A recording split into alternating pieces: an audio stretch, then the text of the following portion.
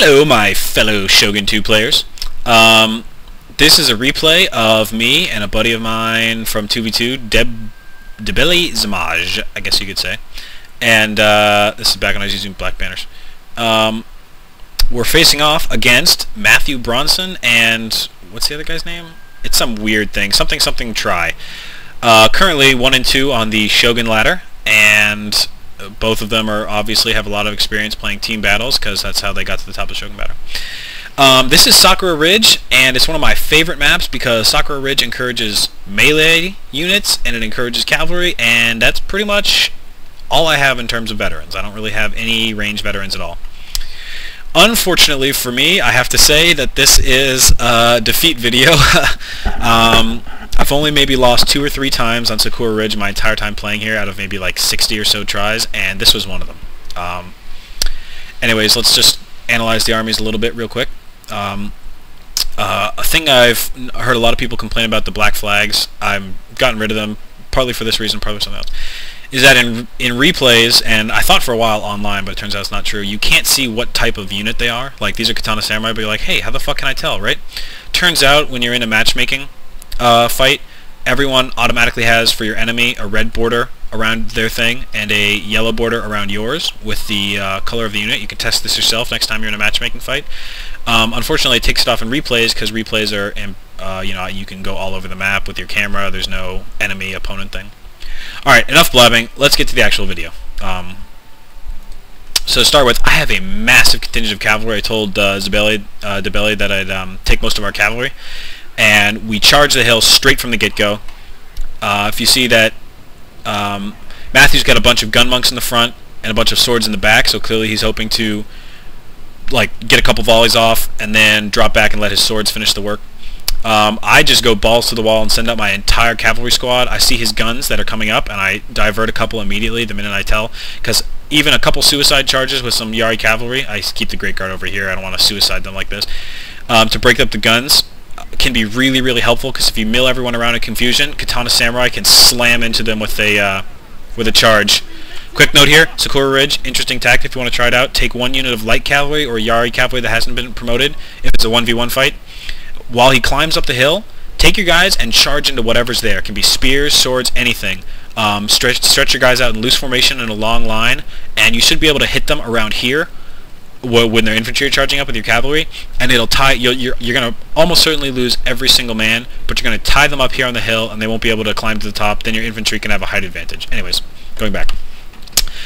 I see that he's got some cavalry over here. They're all Katana cavalry, which makes me pretty happy because my Yari and Great Guard have an advantage against Katanas.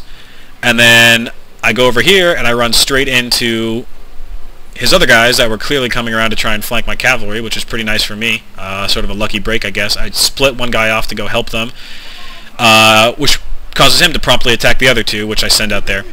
Crap, I missed this. If you can see up here, I did exactly what I mentioned that I thought I was going to do. It was a pretty much, not a perfect approach, but a pretty good approach to tie up his guns while my swordsmen, who hadn't made it to the top of the hill yet, are still climbing. I'm starting to win this cavalry battle over here, and this one right here is going pretty well for me because these Yari cavalry are shredding his Katana cavalry. So I'm feeling pretty confident at this get-go for this battle. Now, one thing that Debeli did, he was trying to take out some of these Naginata warrior monks with his archers and guns, which is a solid tactic. Unfortunately, I think giving up the low ground may have cost him because guns suck at shooting uphill. Well, they don't suck at it. Guns and archers aren't as good if they're on top of it like this. And he sort of, I guess, assumed that maybe there was going to be like a little skirmish fight or something. I don't know what's going on. But he ended up with a height disadvantage, which, despite his superior numbers in melee, is going to come back to bite him. Anyways, we'll see this. I thought I was going to do pretty well here. I had my Naginata warrior monks pull off to the side, and sort of, I was thinking of going and flanking.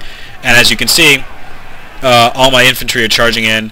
His gunmen didn't manage to get off a volley before his infantry came in, so I sort of checked that down as a success. The bad side is, if you look over here, Matthew had 2 units of Great Guard that was in reserve the entire time. They weren't up here where the Katana cavalry were going, and they came up and shredded my Great Guard and Yari cavalry from behind.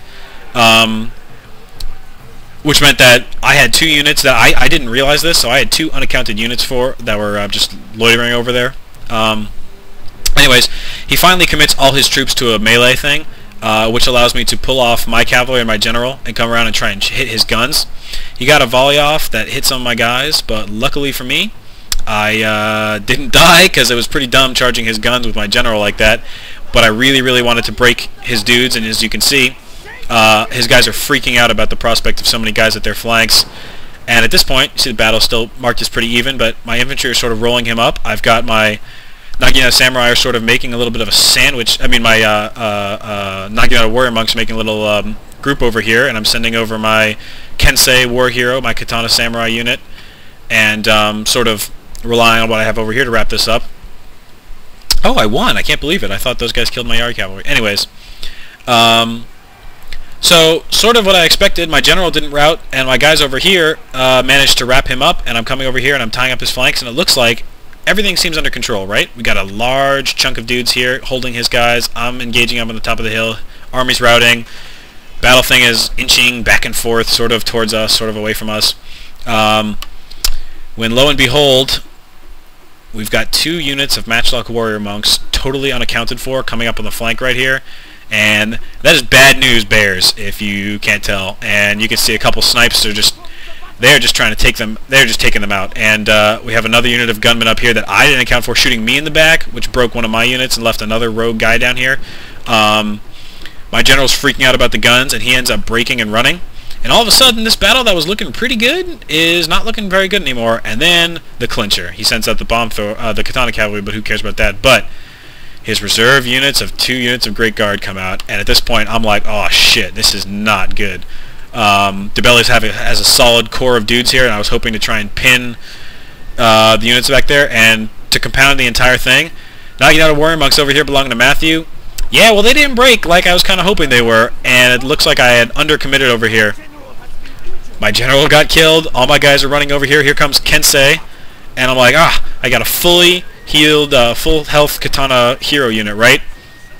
Matchlock warrior monks, katana hero. It does not end well. I'm like, all right, I can charge him. Maybe he won't see me. Maybe he's shooting at all those guys down there. Maybe not. His Great Guard comes in, slams my katana hero. DeBelli's units are running down the field and trying to take these last units of monks out. Somehow Matthew's guys have not broken, and they're coming up to kill my dudes, and poor Kensei, he can't win a battle by himself, no matter how much he's tried, especially when these Matchlock monks eventually end up getting a volley off and basically breaking me completely. Anyways, so props to Matthew and Try. They're obviously really good 2v2 players. I have made a couple crucial flaws in not anticipating his guys holding his goddamn longitude. The takeaway lesson from this video is that Nagina warrior monks are just plain fantastic. The second takeaway is, if you can see this line of battle, clearly DeBelli was playing defensive. Well, I mean, this line is defensive, and he had a successful thing here. But with my complete screw-up in terms of calculating what was going to happen up here and getting my general shot and almost killed, I left his flank open. He played it perfect. If he had held them right there, I could have come in with my general maybe, because he was a melee general, hit them from behind. I don't know what, but we ended up losing.